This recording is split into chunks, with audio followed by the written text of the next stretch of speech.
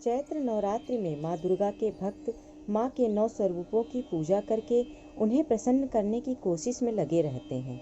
नवरात्रि में माँ दुर्गा के 16 श्रृंगार करने का भी विशेष महत्व बताया जाता है। इतना ही नहीं, इस खास मौके पर घर की बड़ी बुजुर्ग महिलाएं अपनी बहुओं को या बेटियों को 16 श्रृंगार करके रहने की सलाह देते हुए भी नजर आती हैं। पर क्या आप जानती हैं आखिर क्या है इसके पीछे की छिपी हुई खास वजह? अगर नहीं जानती तो इस वीडियो को पूरा देखें, क्योंकि आज इस वीडियो के माध्यम से मैं आप लोगों को वो 16 श्रृंगार जिसे करने से माता रानी अपने भक्तों पर प्रसन्न होती हैं उसका वर्णन करूंगी। तो वीडियो में बने रहें, वीडियो को पूरा देखें और यदि यह वीडियो आपको पसंद आए तो कृपया लाइक करें और यदि आप मेरे चैनल पर नए हैं तो चैनल को सब्सक्राइब करें, साथ ही बेल आइकन को भी प्रेस कर दें ताकि मेरे वीडियोस के नोटिफिकेशन आप सभी को मिलते रहें। 16 श्रृंगारों में सबसे प्रथम है लाल जोड़ा। धार्मिक मान्यताओं के अनुसार माँ दुर्गा को लाल रंग बेहद प्रिय है। यही वजह है कि माता को प्रसन्न करने के लिए नवरात्रि के दौरान लाल रंग के कपड़े पहनकर पूजा करने की सलाह दी जाती है।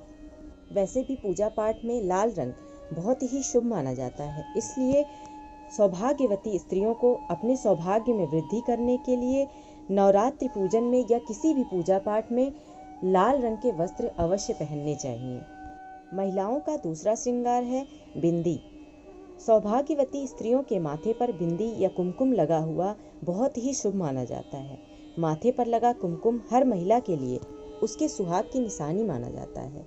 नवरात्रि के दौरान सुहागिन स्त्रियों को कुमकुम या सिंदूर से अपने ललाट पर लाल बिंदी जरूर लगानी चाहिए।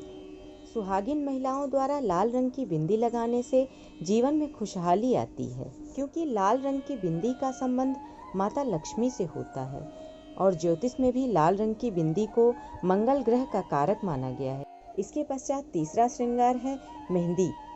किसी भी सुहागन स्त्री का श्रृंगार मेहंदी लगे बिना अधूरा ही रहता है।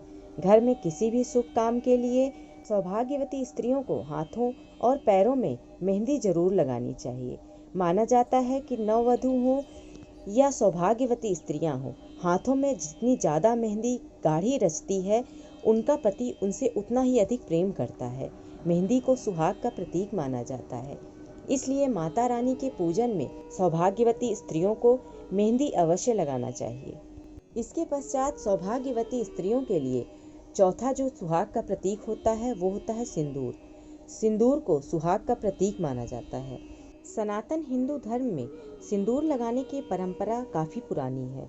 यहाँ तक कि महाभारत और रामायण काल में भी इसका उल्लेख मिलता है। पौराणिक मान्यता के अनुसार माता पार्वती भी सिंदूर लगाती थीं।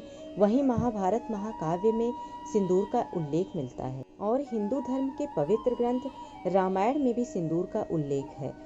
उसमें माता सीता श्रृंगार करते हुए अपनी मांग भरती हैं। तब साथ में खड़े हनुमान जी उनसे पूछते हैं कि माता आप मांग में सिंदूर क्यों लगा रही हैं? तब सीता जी ने हनुमान जी को बताया यह मेरे और प्रभु श्री राम के रिश्ते को मजबूत बनाता है और श्री राम को दीर्घायु बनाता है। इसी मान्यता को लेकर सौभाग्यवती स्त्रियां अपने पति की दीर्घायु के लिए अपनी मांग में सिंदूर भरती हैं। लेकिन आज के आधुनिक समाज में कुछ स्त्रियां रोज सिंदूर नहीं लगाती और कुछ स्त्रियां आर्टिफिशियल सिंदूर लगाती हैं। तो उन लोगों को इस बात का विशेष ध्यान रखना चाहिए कि यदि यह किसी पूजा पाठ में बैठ रही हैं, नवरात्रि के दिन चल रहे हैं या कहीं मंदिर जा रही हैं, कुछ भी ऐसा धार्मिक अनुष्ठान हो रहा है, तो उन्हें अपनी मांग में पीला वाला सिंदूर अवश्य लगाना चाहिए। यदि पीला सिंदूर वो नहीं लगाना चाहती हैं तो उन्हें लाल सिंदूर तो अवश्य ही लगाना चाहिए। अपनी सूनी मांग से कभी भी पूजा स्थल पर नहीं बैठना चाहिए।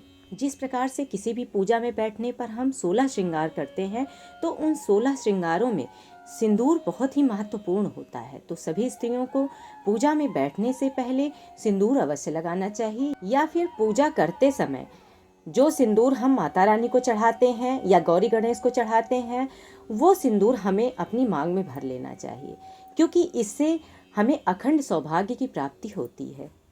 इसके पश्चात सौभाग्य की निशानी काजल होता है। कहा जाता है कि किसी भी स्त्री के चेहरे की सबसे खूबसूरत चीज और उसके मन का आईना उसकी आंखें होती हैं, जिनका श्रृंगार होता है काजल। इसे महिलाएं अपनी आंखों की सुंदरता बढ़ाने के लिए करती हैं। इसके अलावा काजल बुरी नज़र से भी आपको बचाए रखता है। इसलिए नवरात्रि पूजन में काजल भी अवश्य लगाना चाहिए। इससे आप बुरी नज़र से भी बच सकती हैं और माँ के समक्ष 16 श्रृंगारों में यह श्रृंगार भी उन्हें अति प्रिय है। इसके पश्चात सुहाग का सामान मांग टीका होता है, जो माथे के बीचों बीच पहना जाता है। यह आभूषण सिंदूर के साथ मिलाकर हर लड़की की सुंदरता में 4 चांद लगा देता है। ऐसा माना जाता है कि नववधू को मांग टीका सिर के बीचों बीच इसलिए पहनाया जाता है ताकि वह शादी के बाद हमेशा अपने जीवन में सही और सीधे रास्ते पर चले। और 16 श्रृंगार की वस्तुओं में मांग टीका भी एक अहम स्थान रखता है। इसलिए माँ देवी के पूजन में सौभाग्यवती स्त्रियों को समस्त श्रृंगार सामग्री के साथ मांग टीका भी अवश्य लगाना चाहिए। इसके पश्चात सुहाग का सामान होती हैं चूड़ियाँ।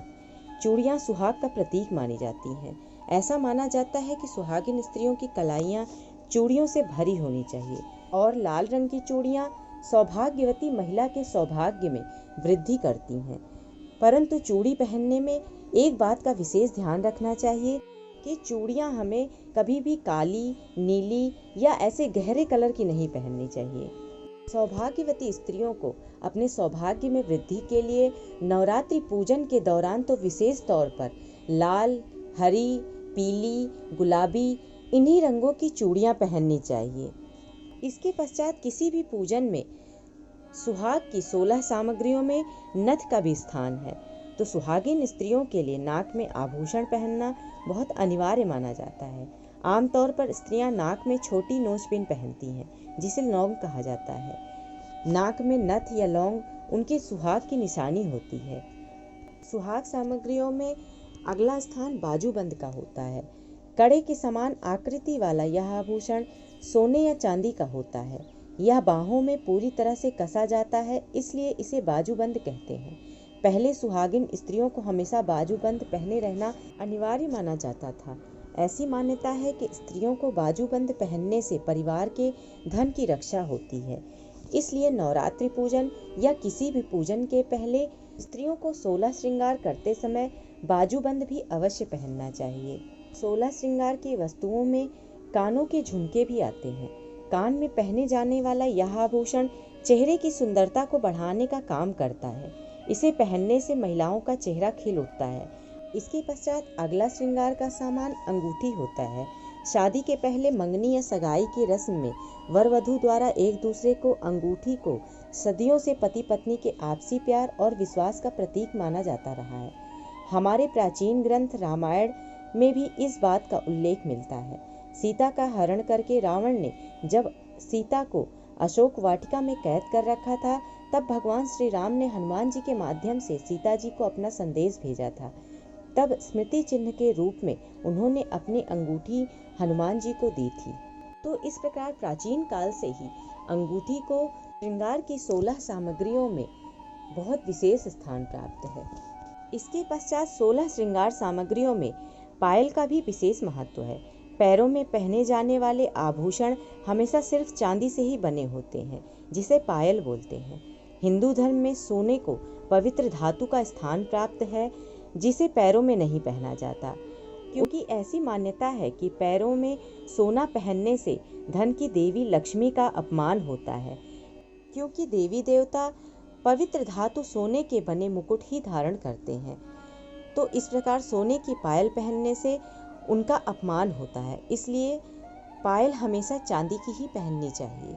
और सौभाग्यवती स्त्रियों को कभी भी खाली पैर नहीं रहना चाहिए, उन्हें हमेशा पायल धारण करके रखना चाहिए, क्योंकि 16 श्रृंगार की वस्तुओं में पायल भी एक सौभाग्य की वृद्धि का सूचक होता है। इसके पश्चात 16 श्रृंगार की वस्तुओं में एक सबसे विशिष्ट और सबसे ज़्यादा महत्वपूर्ण श्रृंगार का जो सामान है वह है मंगलसूत्र। शादीशुदा महिला का सबसे खास और पवित्र गहना मंगलसूत्र माना जाता है। इसके काले मोती महिलाओं को बुरी नज़र से बचाते हैं और पति पत्नी के रिश्ते को आपस में जोड़े रखने की मान्यता को लेकर सौभाग्यवती स्त्रियां मंगलसूत्र धारण करती हैं। हर सौभाग्यवती स्त्री को कभी भी अपने गले को खाली नहीं करना चाहिए, चाहे पूजा पाठ हो, कोई भी व्रत हो, त्योहार हो या कुछ भी हो, कभी भी अपने गले को खाली नहीं करना चाहिए। मंगलसूत्र हमेशा धारण करके रखना चाहिए, क्योंकि सौभाग्य की निशानी या मंगलसूत्र महिलाओं का सौभाग्य बढ़ाता है।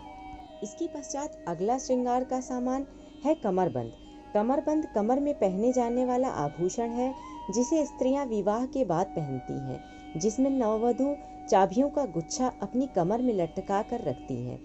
कमरबंद इस बात का प्रतीक है कि सुहागन अब अपने घर की स्वामिनी है। अगली श्रृंगार की वस्तु बिछुआ होती है। पैरों के अंगूठे और छोटी उंगली को छोड़कर बीच की 3 उंगलियों में चांदी के बिछुए पहने जाते हैं। शादी में फेरों के वक्त लड़की जब सिलवट्टे पर पैर रखती है तो उसकी भाभी उसके पैरों में बिछुआ पहनाती है। यह रस्म इस बात का प्रतीक है कि दुल्हन शादी के बाद आने वाली सभी समस्याओं का हिम्मत के साथ मुकाबला करेगी।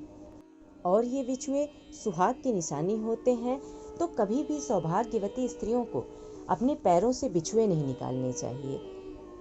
किसी भी पूजा पाठ के दौरान या नवरात्रि पूजा के दौरान सुहागिन स्त्रियों को चाहिए कि वह अपने बिछुए बदल सकती हैं, लेकिन उन्हें अपने बिछुओं को पूरी तरह से उतार के नहीं बदलना चाहिए। यदि उन्हें बदलना है तो वह एक एक करके निकाल के तब बदल सकती हैं, क्योंकि पैरों से सारे बिछुए एक साथ निकाल के बदलना बहुत ही अशुभ होता है।